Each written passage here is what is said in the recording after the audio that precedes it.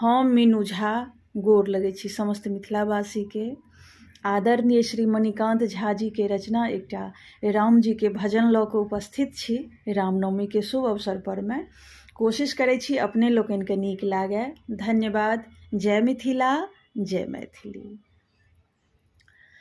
भगवान अहाँ छी भरि जग लेल, हमरा सब लेल तऽ पाहुने छी।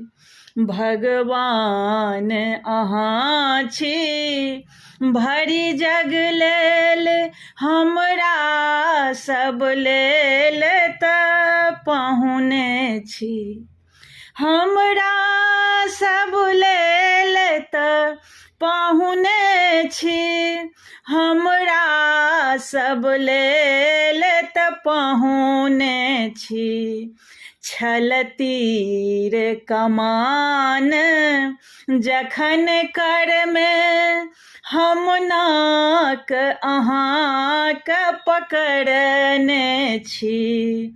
भगवान अहाँ छी भरि जग लेल। छथि पिता अहाँके केहन भूप, छथि पिता अहाँके केहन भूप। तीन तीन कनिया के देखथि रूप, तीन तीन कनिया के देखथि रूप। हमरा सँ नुकायल नहीं किछुओ, बतिया सबटा हम बुझने छी। भगवान अहाँ छी भरि जग लेल, हमरा सब लेल तऽ पाहुने छी। छथि धिया हमर श्री जग जननी, छथि धिया हमर श्री जग जननी। घैलक उपजल कोरल अवनी, घैलक उपजल कोरल अवनी। तैं हमरा नहीं कोनो चिंता, तैं हमरा नहीं कोनो चिंता। हिनकहि बल हमहु भजने छी। भगवान अहाँ छी भरि जग लेल, हमरा सब लेल तऽ पाहुने छी। भगवान अहाँ छी भरि जग लेल।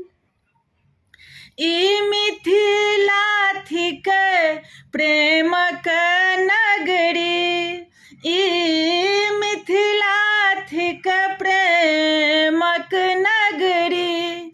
छिलकै एहिठाम स्नेहक गगरी, छिलकै एहिठाम प्रेमक गगरी।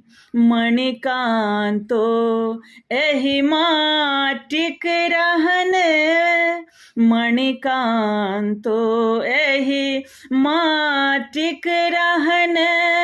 सरोकार अहाँ सँ रखने छी। भगवान अहाँ छी भरि जग लेल, हमरा सब लेल तऽ पाहुने छी। छल तीर कमान जखन कर में, हम नाक अहाँके पकड़ने छी। भगवान अहाँ छी भरि जग लेल।